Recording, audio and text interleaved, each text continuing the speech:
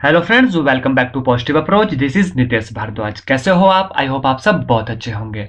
आज की इस वीडियो में हम चैप्टर 5 से कुछ इंपॉर्टेंट क्वेश्चन पढ़ेंगे और ये सभी क्वेश्चन जो है 9th और 10th की एनसीईआरटी की बुक से जो है लिखे गए हैं, जिससे जो है आपको काफी हेल्प जो है टेट के एग्जाम में होने वाली है। अगर आपको इस वीडियो की पीडीएफ चाहिए, अगर आप चाहते हैं कि आपको डायरेक्ट व्हाट्सएप के ऊपर इसकी पीडीएफ मिल जाए, तो आप जो है मेरी व्हाट्सएप आईडी पर मुझे मैसेज विद पीडीएफ नंबर जो है, जितनी आज की वीडियो है उस वीडियो का नाम मतलब उसका जो नंबर है वो आप डालकर मुझे मैसेज कर दीजिए। आपको जो व्हाट्सएप के ऊपर भी पीडीएफ प्रोवाइड करवा दी जाएगी।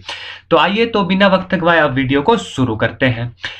हमारा जो चैप्टर 5 है वो है पीरियोडिक क्लासिफिकेशन ऑफ एलिमेंट। ठीक है, तो आज हम पीरियड से जो है जो पीरियोडिक टेबल है हमारा, उससे कुछ इंपॉर्टेंट क्वेश्चन पढ़ने वाले हैं। तो देखिए कि अभी तक जो 118 एलिमेंट जो है वो मिल गए हैं, जिसमें से 98 जो है नेचुरल अकरिंग है। 118 एलिमेंट है टोटल, जिसमें से 98 जो है नेचुरली अकरिंग है। और ये डॉबेराइनर का ट्रेड है, देख लीजिए, जिसमें लिथियम है, कैल्शियम है, क्लोरीन, सोडियम, स्ट्रोंसियम, ब्रोमीन और कैल्शियम, बेरिलियम और आयोडीन है। तो इस तरह के क्वेश्चन कई बार एग्जाम में जो है पूछ लिए जाते हैं।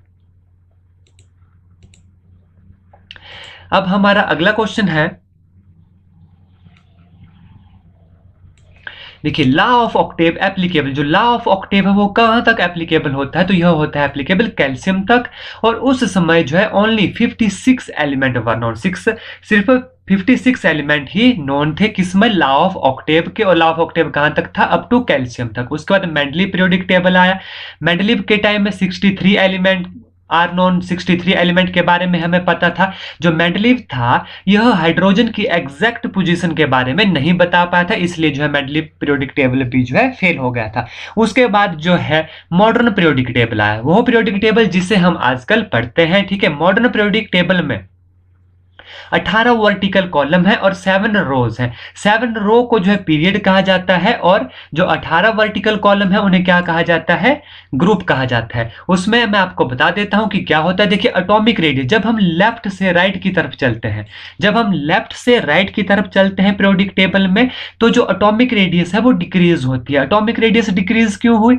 इसलिए हुई क्योंकि लेफ्ट से राइट की तरफ देखिए न्यूक्लियर चार्ज जो है इंक्रीज होता है। जैसे ही न्यूक्लियर चार्ज इंक्रीज हुआ तो जो न्यूक्लियर चार्ज है वो आउटर मोस्ट इलेक्ट्रॉन को अपनी तरफ अट्रैक्ट करेगा। अगर वो अट्रैक्ट करेगा तो साइज छोटा हो जाएगा, इसलिए एटॉमिक रेडियस डिक्रीज होती है और रिड्यूस क्या है, साइज भी क्या है, रिड्यूस होता है। और इसका जो 80th ग्रुप है, यहां पर देखिए जो 80th ग्रुप है, सबसे लास्ट ग्रुप है, उसे नोबल गैस कहते हैं। इससे पीछे का वाला जो 70th ग्रुप होता है उसे हैलोजन कहते हैं, और 60th ग्रुप को जो है चैलोजन कहते हैं। ये कहां से भी जो है क्वेश्चन कई बार एग्जाम में पूछ लिया जाता है। और आप देखिए पीरियोडिक टेबल की लेफ्ट साइड में जो है मेटल आते हैं, राइट हैंड साइड में जो है नॉन मेटल है, और जो बीच में जितने भी एलिमेंट है वो मेटलॉइड और सेमी मेटल है। अब बात आती है मेटालिक करेक्टर की।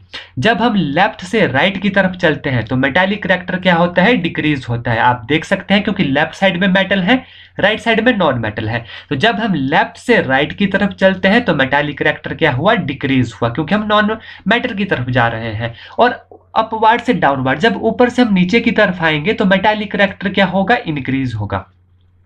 और ध्यान रखिए, मेटल को जो है इलेक्ट्रोपॉजिटिव कहा जाता है। क्यों? क्योंकि इनकी टेंडेंसी होती है टू लूज इलेक्ट्रॉन। ये इलेक्ट्रॉन जो है इजिली लूज करते थे, इसलिए इन्हें इलेक्ट्रोपॉजिटिव भी कहा जाता है। और आप यहां पर देखिए, metallic size increase down the group, atomic size increases down the group. Down the group जो है एटॉमिक साइज क्या होता है? माफ कीजिएगा, इंक्रीज किया होता है डाउनवर्ड। और number of shell increase goes down the group, और नंबर ऑफ सेल जो है वो इंक्रीज होते हैं कहां? जब हम ऊपर से नीचे की तरफ चलते हैं, डाउनवर्ड द ग्रुप चलते हैं। तो आई होप आपको जो है पीरियोडिक टेबल का मेन आइडिया यहां से लग गया होगा। एक बार फिर से बता दूं, 18th ग्रुप को नोबल गैस कहा जाता है, 70th ग्रुप को हैलोजन कहा जाता है, और 16th ग्रुप को जो है चैलोजन कहा जाता है। अब चलिए आगे चलते हैं, कुछ और इंपॉर्टेंट क्वेश्चन पढ़ते हैं। Increasing the temperature, kinetic energy also increase. जब हम टेम्परेचर किसी चीज का इंक्रीज करते हैं तो उसके जो एलिमेंट्स होते हैं उनकी काइनेटिक एनर्जी भी क्या है? इंक्रीज हो जाती है। और मेल्टिंग पॉइंट ऑफ आइस कितना है? मेल्टिंग पॉइंट है आइस का 0 डिग्री सेल्सियस, जो कि 273.15 है केल्विन में। कितना है केल्विन? 273.15 केल्विन, और 0 डिग्री सेल्सियस है। और चेंज ऑफ सॉलिड, लिक्विड में भी बनता है। जब सॉलिड को लिक्विड में चेंज किया जाता है तो उसे क्या कहते हैं? फ्यूजन उसे कहा जाता है। बॉइलिंग पॉइंट ऑफ वाटर हमें पता है 100 डिग्री सेल्सियस होता है, लेकिन केल्विन में यह 373 केल्विन होता है। क्योंकि आप देखिए यहाँ पर जो स्केल है 0 डिग्री सेल्सियस होता है 273.15, जैसे ये 100 डिग्री सेल्सियस हो गया, इसमें भी 100 ऐड कर दीजिए तो कितना आ गया 373.15 केल्विन। तो इस तरीके से इसे चेंज किया जाता है। वाटर वेपर एट, ध्यान से देखिएगा, water vapour at 373 kelvin have more energy than water at same temperature. क्या बोल रहा है कि जो वाटर वेपर होते हैं 100 डिग्री सेल्सियस पर, उनके पास ज्यादा एनर्जी होती है as compare to the water at same temperature. यह क्यों होता है? यह होता है लेटेंट हीट की वजह से, जिसे हिडन हीट भी कहा जाता है। और सिमिलरली वाटर और आइस के केस में भी होता है, जैसे water particle at 0 degree Celsius have more energy than water particle at same temperature in ice. यह क्यों होता है? तो ड्यू टू लेटेंट हीट, जिसे हिडन हीट भी कहा जाता है। ठीक है, आगे चलिए देखिए, अगर सॉलिड से लिक्विड में कन्वर्ट करना है तो उसे क्या कहा जाता है? उसे फ्यूजन कहा जाता है। और लिक्विड से सॉलिड को सॉलिडिफिकेशन कहा जाता है। सिमिलरली लिक्विड से गैस को वेपोराइजेशन कहा जाता है, और गैस से वापस लिक्विड बनाने को कंडेंसेशन कहा जाता है। और सॉलिड से डायरेक्ट गैस में जो चीज कन्वर्ट होती है, जैसे मान लीजिए लिक्विड वाली स्टेट में वो नहीं आती, जैसे कैम्फर हो गया और नेफ्थलीन हो गया, तो उसे जो है डायरेक्ट सब्लिमेशन कहा जाता है। और इवेपोरेशन के कॉज क्या होते हैं? Increase the surface area. जब हम सरफेस एरिया इंक्रीज करते हैं तो वेपोरेशन इंक्रीज होती है, टेम्परेचर इंक्रीज करते हैं इवेपोरेशन इंक्रीज होती है, और ह्यूमिडिटी डिक्रीज करें तब भी इवेपोरेशन क्या होती है? इंक्रीज होती है। और जब विंड स्पीड, हवा की स्पीड बढ़ जाती है तो भी जो है इवेपोरेशन इंक्रीज होती है। और इवेपोरेशन की वजह से जो क्या है? कूलिंग होती है। Evaporation cause cooling. ठीक है, आपने देखा होगा कि जैसे कई बार मान लीजिए हमारे हाथ पर पानी लग जाता है, ठीक है, तो पानी लगने के बाद जैसे वो हवा के कांटेक्ट में आता है तो आप देखेंगे कि उस पोजीशन पे, जिस पोजीशन पर आपके हाथ में पानी लगा है, वहां पर आपको ठंड महसूस होगी। वो ठंड महसूस इसलिए होगी क्योंकि जो पानी होगा आपके हथेली पर वो इवेपोरेट होगा, और उसकी वजह से आपको जो है कूलिंग लगेगी।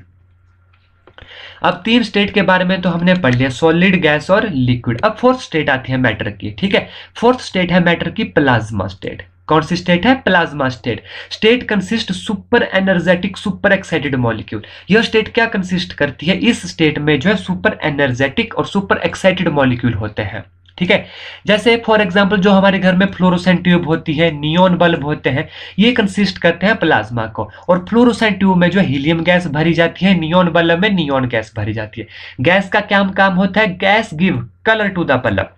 ये जो गैस होती है ये कलर देती है बल्ब से निकलने वाली लाइट को। ठीक है, और 5th स्टेट जो मैटर की आती है वो है बीईसी, बोस आइंस्टाइन कंडेंसेट। तो हमने आज 5 स्टेट के बारे में पढ़ा। कौन कौन सी थी? देखिए, सॉलिड, लिक्विड, गैसेस, प्लाज्मा, और उसका 5th स्टेट आती है बोस आइंस्टाइन कंडेंसेट स्टेट। चलिए अब आगे चलते हैं। ये हम जितना भी पढ़ रहे हैं 10th एनसीईआरटी और 9th एनसीईआरटी के क्वेश्चन से हैं जो मैं आपको करवा रहा हूं। इससे पहले जो है 3 वीडियो अपलोड हो चुकी है। अगर आपने अभी तक नहीं देखी तो वीडियो के एंड में उसका डिस्क्रिप्शन मिल जाएगा, और आपके लिए मैंने प्लेलिस्ट भी इसकी तैयार कर दी है। प्लेलिस्ट में जाइए, वहां पर वीडियो देख सकते हैं। ठीक है, मैटर इन अवर सराउंडिंग में देखिए, एसआई यूनिट ऑफ मास क्या होता है? केजी होता है। SI unit of volume metre cube होता है। Particle of matter attract each other.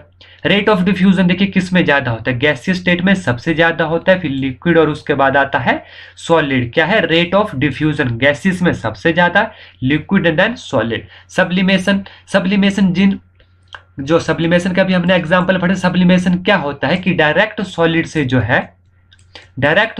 जो है यह गैस बन जाती है, तो वो है NH4Cl, आयोडीन। ये कुछ एग्जाम्पल हैं जो सब्लिमेशन के एग्जाम्पल है या एग्जाम में पूछे जाते हैं। सॉलिड कार्बन डाइऑक्साइड को जो है ड्राई आइस कहा जाता है। किसे? सॉलिड कार्बन डाइऑक्साइड को।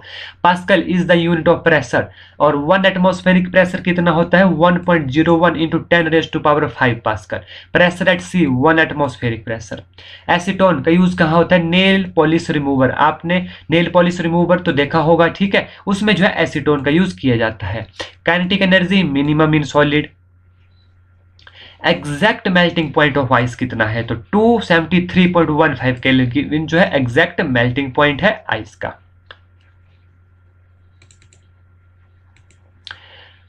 हमारा अगला क्वेश्चन है, NaCl is separated from H2O। जो NaCl है वो सेपरेट होता है H2O वो होता है इवेपोरेशन मेथड से, ठीक है। और ब्रास के अलॉय क्या है, जिंक और कॉपर, कल भी मैंने आपको बताया था, ठीक है। जिंक में जो है 30% होता है और कॉपर कितना होता है, 70% होता है। एग्जाम में कहीं से भी जो है कुछ भी क्वेश्चन पूछ सकते हैं, तो आपको जो हर चीज का नॉलेज होना चाहिए। Solution of iodine in alcohol, कल भी मैंने बताया था आपको, solution of iodine in alcohol वो क्या होता है, tincture of iodine.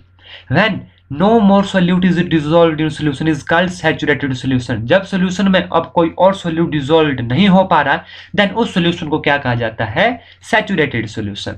Boiling point of oxygen कितना है, 183 डिग्री सेल्सियस, और नाइट्रोजन कितना है, 196 डिग्री सेल्सियस। आई होप मेरे द्वारा दी गई जानकारी क्या आपको अच्छी लगी होगी। इसी तरह की और वीडियो के लिए मेरे चैनल पॉजिटिव अप्रोच के साथ बने रहें। धन्यवाद। जय हिंद, जय भारत।